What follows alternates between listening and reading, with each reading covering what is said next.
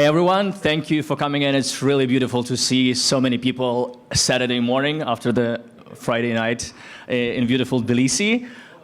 Let's discuss the current market. We'll start by speakers telling a little bit about themselves, what you do. I think, yeah, we'll show the mic. Hi. First of all, very nice to see you, everybody here. I'm Giorgi. I'm the co-founder and CMO of Bitnet. We are a crypto exchange here in Tbilisi, Georgia.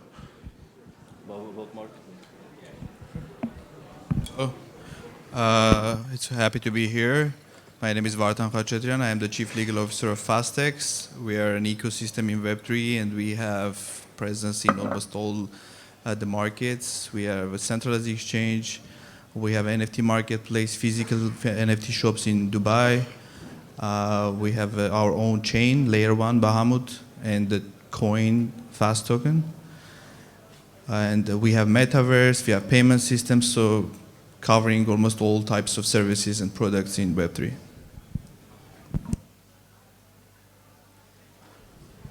Yes, hi. My name is Vladimir. I represent Everscale. It's open source layer 0, layer 1 technology. We have several forks, so we develop the infrastructure blockchain for basically everything, and we also do different dApps in my studio and some other projects on this blockchain and on the forks of Everscale. Thank you. Good morning, everyone. My name is Ilan Alon, and I am the Dean of the College of Management in Rishon. We are maybe the first school in Israel, maybe the world, that will offer crypto economics bachelor's degree. And we will also offer our degrees as NFTs. Which I think is quite innovative, and this is an area where I want to develop in the School of Economics. Thank you. I'm Dom Ryder. I'm the founder of VEMP Studios. We use a DeFi staking application in order to fund games and other developments via our launcher on the platform. Thank you so much. You can see that it's bear market because we don't have enough microphones for all the speakers. And I'm Eugene. I'm from a Yard Hub Venture Studio. We develop a wide portfolio fund and develop a wide portfolio of Web3 projects. And we'll also be launching an accelerator. I had to plug it in November for Web3 projects. So if you are a Web3 project, come to me and we'll talk. And if you want to mentor, if you're expert in the field, we can also talk, of your participation in the accelerator. So let's start. I want to discuss first of all the current market state, because everyone is saying, it's bear market, but you see all the investments, you see all the people developing so many projects. So I just want to hear your thoughts. What is the current market state? Are we at the bottom? Are we getting there? Are we just going sideways and waiting for a miracle to happen? So yeah, it's a very good question. I don't feel like it's a bear market, to be honest, because even if I look around and see all the people that are here, in a bear market, normally not so many people are interested in crypto, right? And there's not much movement on the market, which we kind of have right now. But we have so many new projects launching, we have so many interesting things happening, and all the noise is gone, right? So there's only the people left who are actually building stuff, that are developing new ideas. And I see not only in Georgia, but internationally, so many interesting projects that I want to participate in that was not the case in the bull market. Because in the bull market, everything was kind of the same. We had this crazy NFT run. We had all the coins going like 100x, 200x. And now we're building the future of what's going to be the next bull market. And in my opinion, it already has started. And I think the bottom is behind me, but I'm not an expert on when to buy Bitcoin. I just think it's always a good idea to buy Bitcoin or any other coin. So yeah, I would say we're in the beginning of a very interesting cycle with very, very good new ideas and new projects that will not only change the crypto world, but go this time beyond the crypto world. Well, I think it's quite obvious that it's bear market now. Markets are not performing as we would like to see them, but in the meantime, it has its own positive impact as well. Unfortunately, there is also some strong regulatory scrutiny from the regulators' parts on big players in the market, which is also affecting the market. But we have to also see the bright side of this. The bright side is that a lot of the hype is gone, which is actually playing with the whole idea of Web3. It's not putting like good name on the Web3, and when the hype is gone, the real products, real infrastructure, real value is remaining there. So this one thing that it's good, and that's also the other thing is that all the good projects are developed during the bear market, and all the good investments and the efficient time is spent on the products and development of the infrastructure during the bear market. So I think this is the time when we have to put our focus and work and resources on developing something that is going to be thriving, developing, and changing things during the bear market, which is going to be probably soon. So nobody can predict.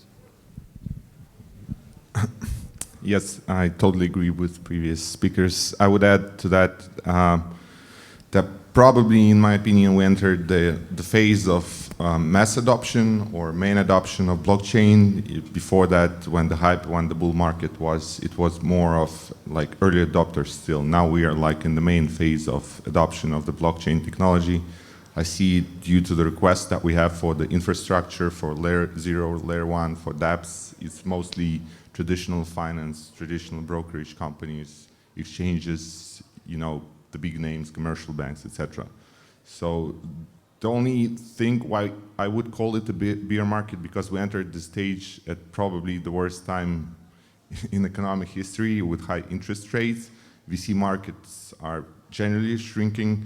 We have a big brother competitor, AI, which is stealing a lot of investments. So yeah, that's probably the only reason why I would call it a bear market. In other, like, considering other parameters, it's the normal market. I mean, the investments are happening, the requests are coming from the big projects. We just, yeah, like signal to noise ratio dramatically improved. We're not just thinking about hyping another coin or another layer 1. We are more thinking about building products on blockchain for the real users and getting this mass adoption. So I'm an economist by training, so I think about it like an economist. So first of all, crypto is an asset class. It's a risk-on asset class. And if we know anything from macroeconomics, we know that when interest rates go up, the risk on assets go down. So for as long as interest rates are high and getting higher, it's likely that we will continue to face very difficult times in the world of crypto and crypto prices.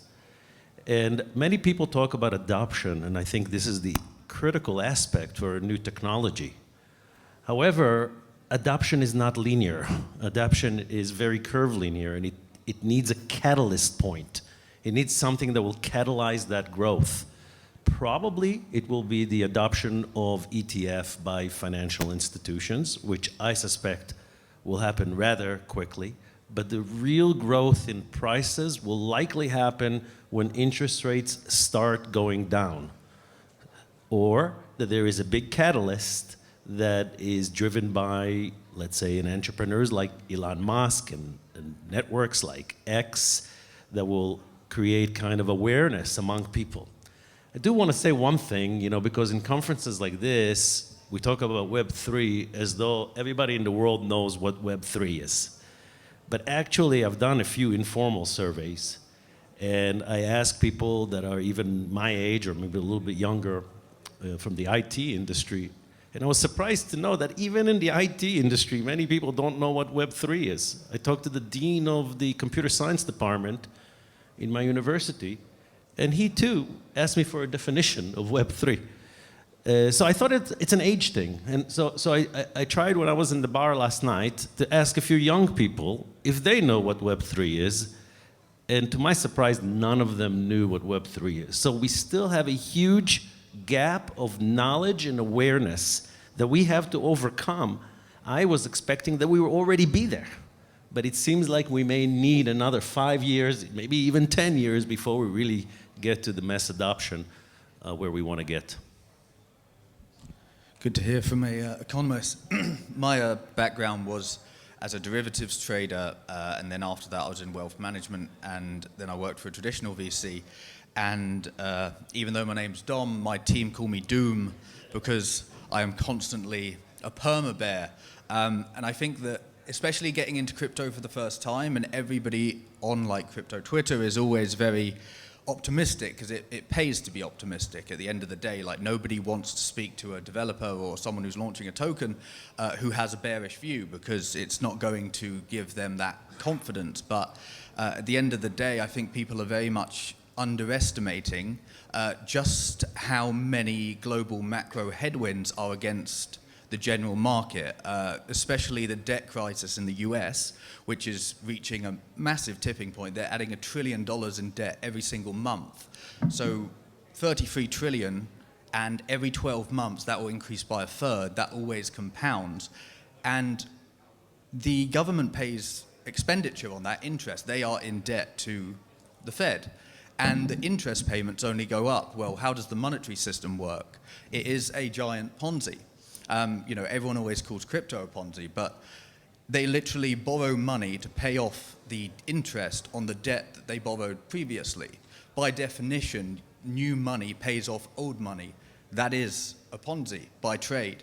And unfortunately, tax receipts are going down, which means that either there has to be a cash grab of the people, income tax, corporation tax, or the system has to fundamentally change in a crisis. And central banks are very good at promoting asset bubbles in order to incentivize people to change their mind.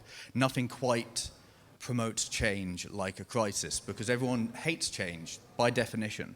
And I think that people have got into this all clear moment, which is extremely outside of reality, because yes, it's great that we had AI come in and that 7 stocks, you know, Nvidia, Apple, and all of these mega caps have inflated the market, so everyone thinks everything's fine.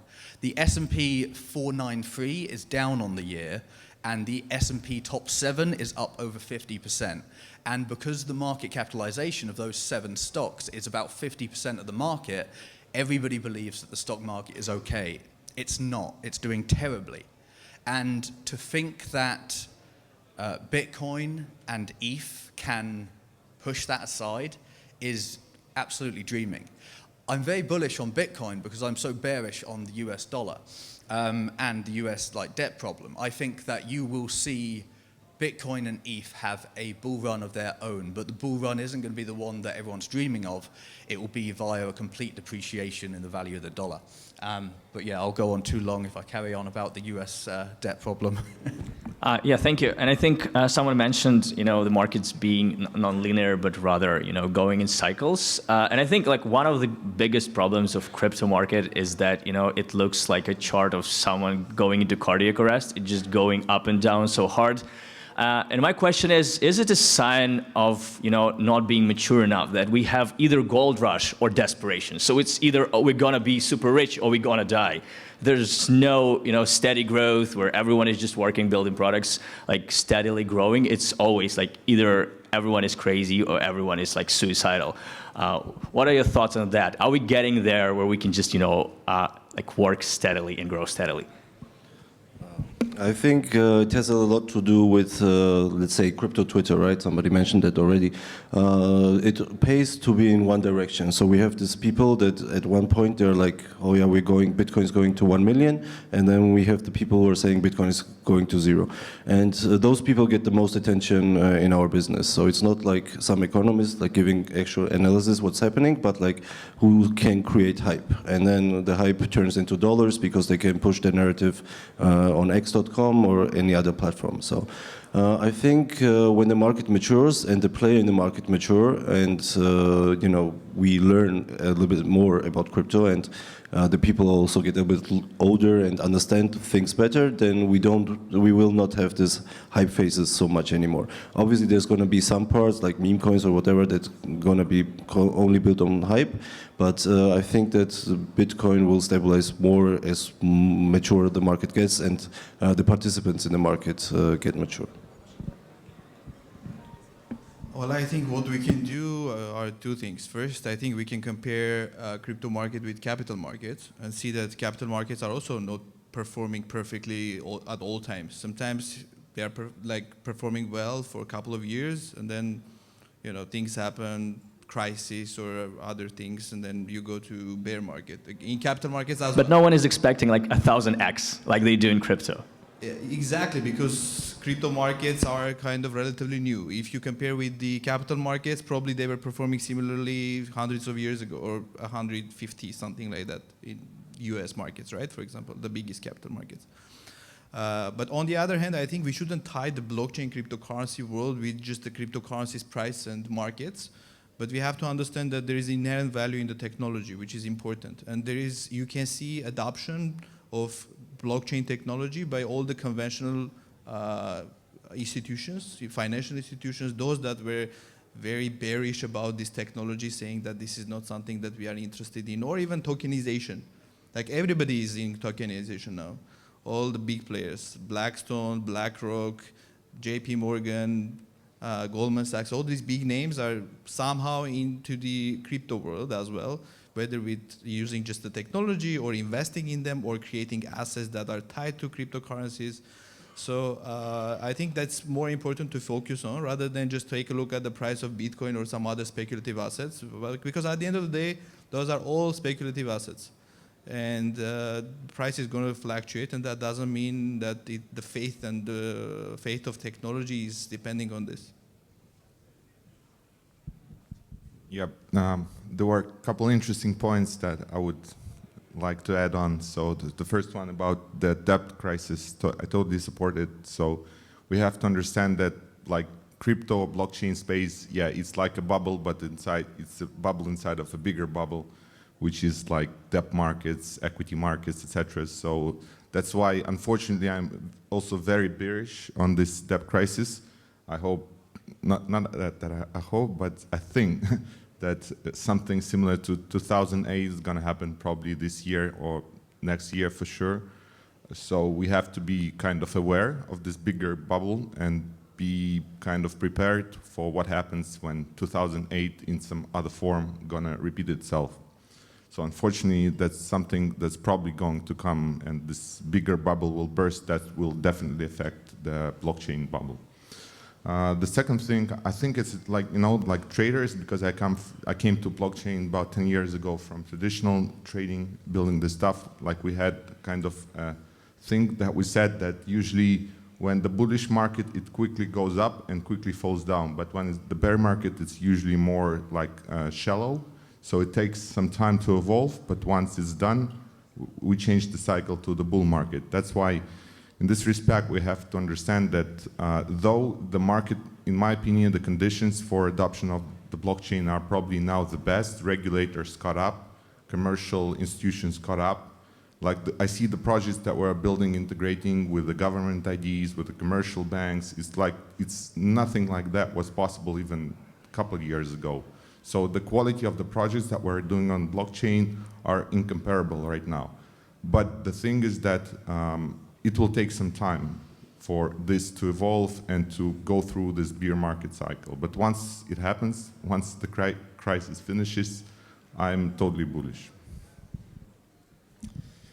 So I also agree with some of my colleagues. And I think that that crisis is not only an American issue. I think it's every country as a result of Corona, closures, money printing. I don't know if you know the statistics. More than 40% of all US dollars in circulation have been printed since the start of COVID. So the situation is dire economically. Now, let's go again, very macroeconomics. About every 10 years, we have a major global crisis. 1997, we had the Asian financial crisis. 2008, we had the subprime mortgage crisis. And now we are ahead of a crisis that is not only economic, it's also geopolitical. We have a situation that is bordering on a world war. If not a world war, definitely a new Cold War that is going to change the counters of the entire global system, economic system. And what does that mean? We don't know. If the US dollar collapses, will it also collapse the Bitcoin, or will it do exactly the opposite? It will catalyze the growth of Bitcoin adoption. It's very hard to tell. We also use these myths, I think, that we have, that if we have inflation, then we have adoption. I just recently ran some regression analyses around the world for all the countries in the world to see what are the macro determinants for crypto adoption at the country level. For those of you who want to study, I have it written down. I haven't published it, but I'm happy to share it with you. And one of the things that I found is actually inflation has a negative impact on adoption. And poverty has a negative impact on adoption. So these ideas that we have, they're not true, actually. You know what does have a positive impact on adoption? Internet penetration rates, economic development, good economic times. So at the moment, the crypto industry is pro-cyclical. It will do everything the stock market does, but just a little bit more of it, a little bit more aggressive. Now, why is it going up and down so hard, like you mentioned? It's us. We are to blame for it. We are the buyers and sellers. We're the ones who want to get rich quickly. And we're the ones touting this theory to everyone else. So where is it going to go? God knows. Yeah, there's a unfortunate, well, you don't know whether it's a myth or whether it's true at present, but economic cycles and Bitcoin halving cycles have just so happened to overlap in periods of massive monetary easing by central banks. You know, 2013 European debt crisis, 2017 COVID, you know, the 4-year halvening is at present not detached from easing cycles. Therefore, we have no idea if that is a catalyst or whether it just so happens. I mean, markets are built, you know, like you said, by buyers and sellers, and therefore, if enough people think something will happen, you know, that's all technical analysis is. It's astrology. It's just, it doesn't exist until it does, until enough people start moving their positioning based on it. You know, when I was a derivatives trader, you would have like chart patterns that no one wouldn't exist until enough people on the desk started calling it. Like back when I was trading, you didn't used to have like an upside down Bart Simpson pattern. That just didn't exist. But yeah, unfortunately, I mean, going back to the question, and in terms of like you know, bear market and adoption, I mean, the maturity of the market is what causes all the problems, in my opinion.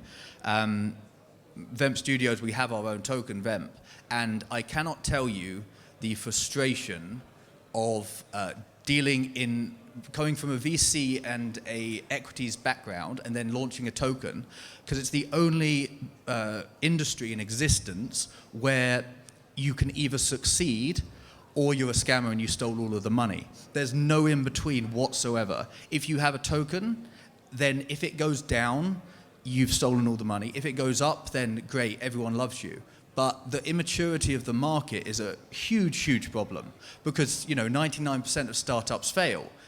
But if you have a token, they have to succeed. Otherwise, you're a scammer. And the problem with the market is that we're so quick to call everything. If it goes down for a long period, it's a slow rug. If it goes down quickly, it's a rug. Like, you know, everybody labels these things just so wrongly. Like, at the end of the day, what is the whole S&P 500 been slow rugging for 2 years? Like, it's not the definition. And therefore, if people keep on treating honest developers like scammers because their token price decreases, then honest people will not come to this industry. Everybody moans about developers who are anonymous, developers who don't give their identity, but people give equal, if not more, abuse to people who show their face when it goes down than they do to whether they're anon. And until people can get over this immaturity and people can actually start giving positive reinforcement for positive behaviors, we're not going to get past this, because at present, there is so much activity on chain in this like meme degen underworld space. Like, the predominant amount of like Ethereum Foundation revenue is from these meme coins. You know, Shiba made an absolute killing for the Ethereum Foundation because it proved that this 0 to 100 can happen. And everyone bases crypto around that. And for the Ethereum Foundation, when everything else is dead, you still have these meme coins launching and rugging every single day. And it doesn't matter whether it's a scam or whether it's an actual project. To the Ethereum Foundation, they earn money like all matter the same. But they don't call the Ethereum Foundation scammers, even though all of this is happening on their chain. The reason why is it doesn't make logical sense. However, people are just scaring away honest developers because I constantly have ideas of new tokens I would launch, but there's no way in hell I would ever launch a token with my face behind it in this current market, because it's awful. The abuse you get is insane. And all of that comes from immaturity of people not believing that your token has a function, but believing that it is a security. Everybody treats it like a share and like you should be pumping it, which is market manipulation. Like, it's illegal in the normal world. And unlike, I shared it on my Twitter, but on the Coinbase listing application, one of the red flags that they give is that the team is too involved in the community. And if the team is too involved in the community, they won't list your token. But yet, if you were not in the community, then you've abandoned the project. And it's just this like immaturity we need to get past, because people treat tokens like investments, which is illegal, and yet people want utility tokens. It's just two sides of the aisle, and it doesn't make sense. And the speculation is the problem in the market, in my opinion. If we can get past that and actually build projects based on utility, then everything will be sorted. And I've been shown that we are being cut short, so I won't be able to ask all of my 120 questions I've prepared. But I think I can't miss. We'll ask the last one, and like our biggest favorite thing is regulation. And I think it's a very double-sided thing. So everyone says, oh, it impedes all the innovation, but on the other thing, when people start losing money, they say, oh, where are the government? Where is everyone? Why they're not doing anything to give me my money back? So basically, my question is, obviously, we're going to see more and more regulation, especially what happened to Celsius, to FTX, and all the other guys. So how do you think it will? How it will? Influence the market in the short term and in the long term? Will it impede the innovation, or will it just, gradually, will it just get to the mature market where it's just, controlled? That's a very hard question. The one thing I worry about when it comes to regulation is decentralized things, because so there's a lot of regulation coming to centralized platforms or companies working in the space, but if we go into the DeFi part, where the actual innovation, in my opinion, happens, where we have these new projects, not only meme projects, but we have a new social platform like FriendTech, and we have new products that are revenue sharing with their customers on ETH, etc. And if we regulate that part too much, I think we will lose a lot of the innovation, and this will lead to smaller number of coins, and maybe, I don't know what it's going to do with the prices, but innovation for sure will not develop on a centralized platform, as far as I can tell, because those developers, these anonymous developers who are pushing the space, are on the decentralized part of the blockchain. So we should keep it open as much as possible, so we can actually have innovation there. And let's keep our answers brief, because I see organizer eyeing me really, really hard, and I'm uncomfortable in my chair. Okay, I think the regulation can be detrimental for the development of blockchain technologies because it will give more like clear guidelines for the players. Especially, I agree that it's mostly for the centralized world, but centralized world also plays a huge role in blockchain cryptocurrencies. This is the place where fiat bridges exist and where things make sense more for current world conditions, because at the end of the day, fiat is there and it's important for now, for current conditions, right? And the more regulation there is, the more certainty there is as well. And regulation does not mean banning it, but giving clear guidelines that all the players will understand how to play, what are the rules. And the more clear it is for you, for the players, is for example, like a company like us, Fastex, right?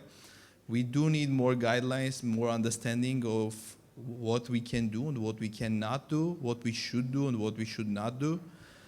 And that helps a lot. When you don't know, when you play in gray areas, it's always risky. You don't know what to do, where to focus on. You don't know what to expect from the regulators, and that can create a lot of issues, like we can see with what happens with many other major players in the world. I don't want to name anyone, but you can see how things go, right?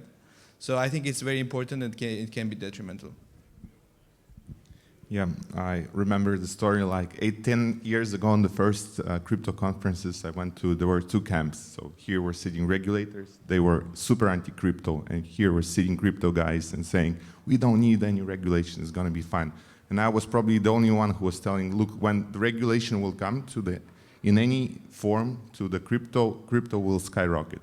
Eventually it happened, in my opinion, because when at least Bitcoin started to be centralized exchanges appear, that's when the main capital flow came into the industry. That's when it skyrocketed. That's why I think the next step for coming out of this bear market to the bullish market will be when the regulators, the countries, will adopt crypto and blockchain even further. And now we hear about CBDCs, government IDs, commercial banks integrating all these solutions that we've built for the past 5-7 years. So I think this is actually the thing which will drive the market out of this shape into like a brighter future, so to say. So a couple of points. First of all, I think we live in an era of crisis in trust.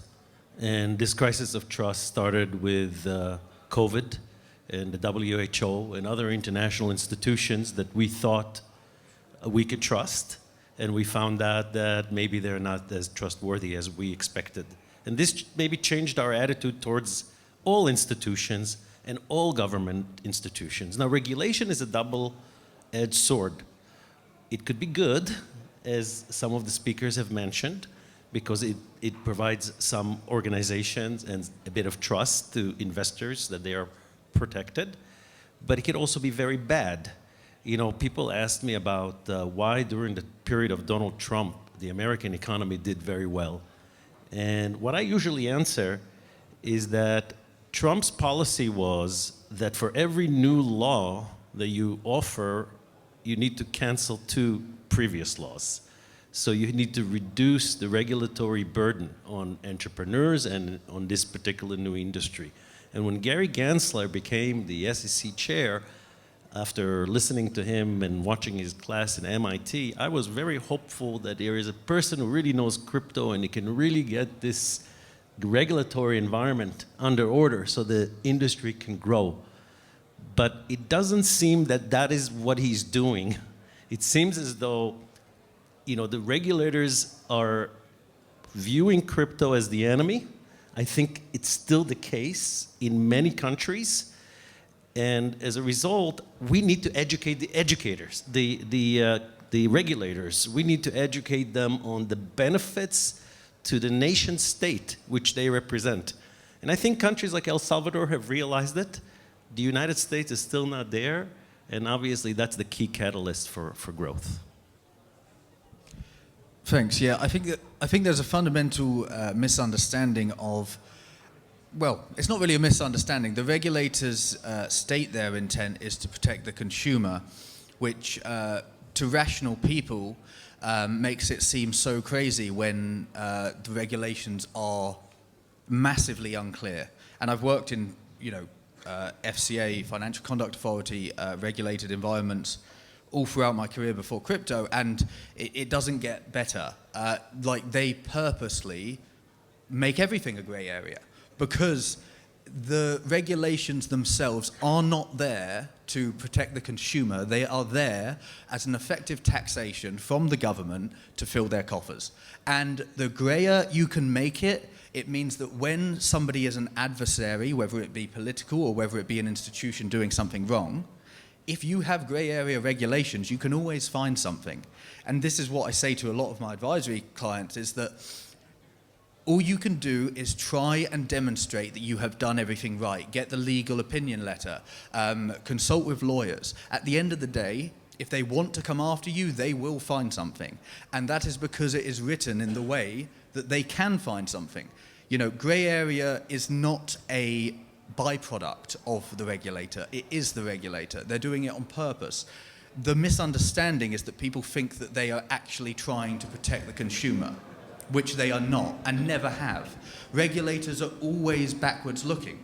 Where were they for FTX? But yet they're here for everyone else. Like, you know, it will never be that way. If you stop thinking about it logically and you stop believing their intent and you look at their behavior and what that actually shows, that demonstrates their intent, and their behavior is always terrible. So just try and do everything possible that you can. Do everything by the law, by your understanding of it, and you should be okay. But if they want to come for you, they're going to come for you. You know, look at XRP, that's all cleared now. But they'll bog you down for 10 years, make you spend tons and tons of money, and you know, that's the way of bleeding you out, because they have more budget than you do. So just try your very best to keep under the radar and do everything by the book as you understand the book. Okay, 2 more questions. And I'm joking, guys. Thank you, everyone, for listening to us. Give it up for the speakers.